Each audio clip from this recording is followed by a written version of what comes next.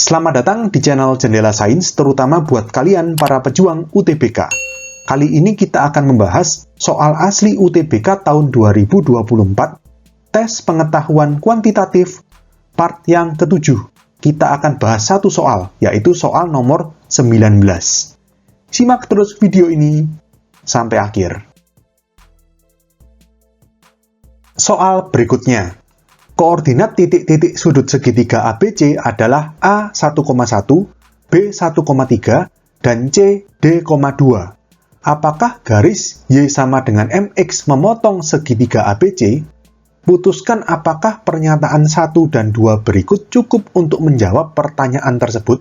Pernyataan pertama, M lebih besar dari 1 dan D lebih kecil dari 1.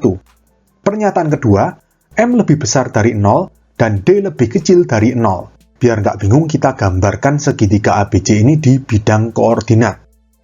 A1,1 berarti di sini, B1,3 berarti di sini, nah C di sini, D,2. Jadi kita masih belum bisa pastikan di mana koordinat C. Tetapi D,2 menunjukkan C ini Y-nya atau ordinatnya pasti 2. Atau dengan kata lain, titik C ini berada di garis warna merah ini. Karena seluruh titik yang terletak di garis warna merah atau garis Y sama dengan 2 ini pasti ordinatnya 2. Titik-titik, 2 gitu kan. Bisa 0,2, bisa 1,2, bisa 3,2, dan seterusnya. Kita cek dari pernyataan pertama. Apakah hanya dengan pernyataan pertama saja cukup untuk menjawab pertanyaan tersebut? M lebih besar dari 1 dan D lebih kecil dari 1. M lebih besar dari 1 itu gini. M itu kan gradiennya garis. Nah, garis Y sama dengan MX itu sudah pasti memotong sumbu X dan sumbu Y di 0,0. Sudah pasti melewati 0,0 ini. Tinggal gradiennya berapa, gitu kan. Kalau misalkan gradiennya positif, berarti garisnya miring dari kiri bawah ke kanan atas. Kalau gradiennya negatif, berarti dari kiri atas ke kanan bawah. Kalau gradiennya 0, berarti sumbu X atau horizontal, gitu kan. Kalau gradiennya tak terhingga, berarti sumbu Y. Kan seperti itu. Pokok intinya garis Y sama dengan MX itu memotong sumbu X dan sumbu Y sekaligus di 0,0. Nah, di pernyataan pertama itu M-nya lebih besar dari 1. Ya gini, kita coba gambar dulu. Kalau misalkan M-nya 1 gimana? Kalau M-nya 1 berarti kan garisnya Y sama dengan X. Garis Y sama dengan X itu gambarnya seperti ini. Membentuk sudut 45 derajat terhadap sumbu X positif, gitu kan? Ini garis Y sama dengan X. Kita tulis Y sama dengan X. Kalau misalkan M-nya lebih besar dari 1, tadi kan kalau Y sama dengan X itu M-nya 1. M-nya lebih besar dari 1, artinya garis ini lebih curam daripada garis Y sama dengan X. Berarti bisa seperti ini, seperti ini, seperti ini, maksimal sampai hampir berimpit dengan sumbu Y. Tapi nggak sampai seperti ini ya. Kalau sudah miring seperti ini, jadinya gradiennya negatif. Oke? Atau dengan kata lain, garis itu kira-kira berada di antara garis Y sama dengan X dan sumbu Y seperti ini. Oke? Dan D lebih kecil dari 1. Berarti kalau D-nya 1 kan C ini koordinatnya 1,2. 1,2 di sini. Nggak jadi segitiga dong, ya kan? Jadinya garis lurus. Ini lebih kecil dari 1, berarti gini. Bisa di sini titik C-nya, berarti segitiganya gini. Bisa juga di sini, di kirinya sumbu Y, segitiganya gini. Nah, bisa aja kan seperti itu. Nah, sekarang gini, ini kan pernyataan ini kita akan cek apakah dengan pernyataan pertama saja cukup untuk menjawab pertanyaan ini. Pertanyaannya, apakah garis memotong segitiga? Yang namanya pertanyaan apakah, berarti jawabannya ya atau tidak, gitu kan? Nah, gini, kita coba cek. Kalau misalkan titik C ini di sumbu Y atau di kirinya sumbu Y, maka sudah pasti kalau garis Y sama dengan MX dengan M lebih besar dari 1, itu pasti memotong, ya kan? Kalau misalkan C-nya di sini, mau garis Y sama dengan MX yang M-nya lebih besar dari 1, pasti memotong segitiga. Gitu kan? Tapi kalau misalkan titik C-nya ini di sebelah kanannya sumbu Y, misalkan di sini, kan bisa aja. Misalkan di ini, 0,5,2. Nah, ini titik C. Terus, garisnya kan bisa aja nggak motong.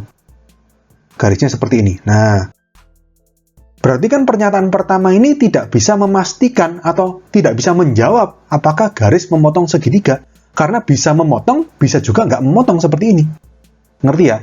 Berarti hanya dengan pernyataan satu saja tidak cukup untuk menjawab pertanyaan tersebut. Karena jawabannya bisa ya, bisa enggak. Belum tentu, gitu kan ya. Nah, sekarang kita lanjut ke pernyataan kedua. Ini coret-coretannya saya hapus dulu. Kalau misalkan pernyataan 2, M lebih besar dari 0, berarti ini M-nya pokoknya positif gitu ya. Nggak harus lebih besar dari 1 seperti tadi. Pokoknya miring dari kiri bawah ke kanan atas. Bisa lebih landai dari garis ini. Ini tadi garis Y sama dengan X ya. Bisa lebih landai dari garis Y sama dengan X. Bisa juga lebih curam seperti tadi. Oke, pokoknya M-nya positif. Garisnya miring dari kiri bawah ke kanan atas. Dan D lebih kecil dari 0 berarti negatif. Berarti negatif sekian, 2. Berarti C itu terletak di sebelah kirinya sumbu Y.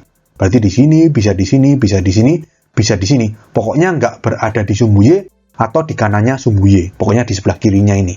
Nah, kalau misalkan C itu di kirinya sumbu Y, misalkan di sini, C gitu kan ya. Min 1,2. Berarti kan segitiga ABC kan seperti ini. Kalau misalkan garis Y sama dengan MX, M-nya positif, bisa aja lebih landai, berarti nggak memotong segitiga, atau lebih curam, berarti memotong segitiga. Artinya ini sama aja seperti pernyataan 1 tadi. Pernyataan 2 saja tidak cukup untuk menjawab pertanyaan tersebut, karena bisa memotong, bisa nggak memotong. Oke, berarti pernyataan 2 saja tidak cukup untuk menjawab pertanyaan tersebut. Nah, sekarang kita coba bagaimana kalau misalkan 2 pernyataan ini bersama-sama. Apakah cukup untuk menjawab pertanyaan tersebut? Kita lihat M-nya. M-nya ini lebih besar dari 1 dan lebih besar dari 0. Atau kalau misalkan kita iriskan, lebih besar dari 1 dan lebih besar dari 0. Ya berarti lebih besar dari 1. Yang namanya irisan kan harus memenuhi dua-duanya.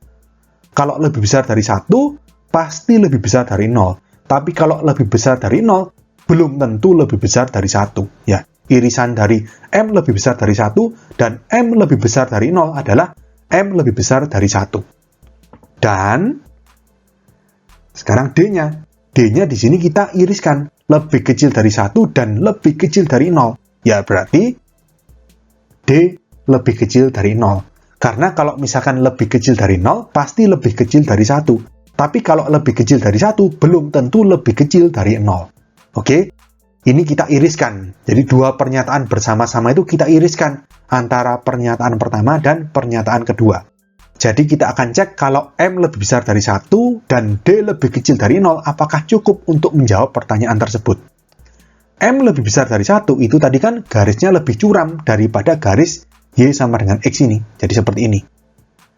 D lebih kecil dari 0 berarti absisnya C ini negatif. Berarti C di kirinya sumbu Y. Contohnya di sini. Oke? Nah, kalau misalkan kondisi seperti ini, segitiga ABC kan gini. Biar nggak bingung kita hubungkan sekalian. Nah, ini seperti ini. Oke? Kalau segitiga ABC posisinya seperti ini, terus garisnya tadi M-nya lebih besar dari 1 atau lebih curam dari garis Y sama dengan X, berarti kan gini. Artinya apa? Pasti memotong segitiga. Ya kan? Kalian mau bikin garis kayak gimana pun, mau M berapapun, kalau misalkan C-nya ini di kirinya sumbu Y, pasti garis itu memotong segitiga ABC. Ngerti ya? Jadi di sini meskipun tadi pernyataan 1 saja dan 2 saja ini tidak cukup untuk menjawab pertanyaan, kalau misalkan kita iriskan bersama-sama, 2 pernyataan bersama-sama, ini ternyata cukup untuk menjawab pertanyaan tersebut. Yaitu garis Y sama dengan MX ini pasti memotong segitiga ABC kalau syaratnya seperti ini. Ngerti ya?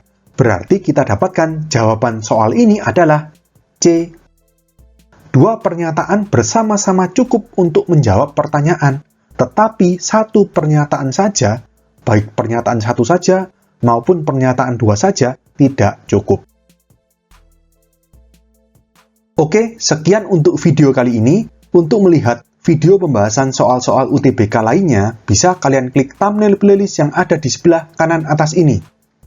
Jika ada pertanyaan, saran, maupun kritik, bisa kalian tulis di kolom komentar. Semoga bermanfaat dan sampai jumpa di video selanjutnya.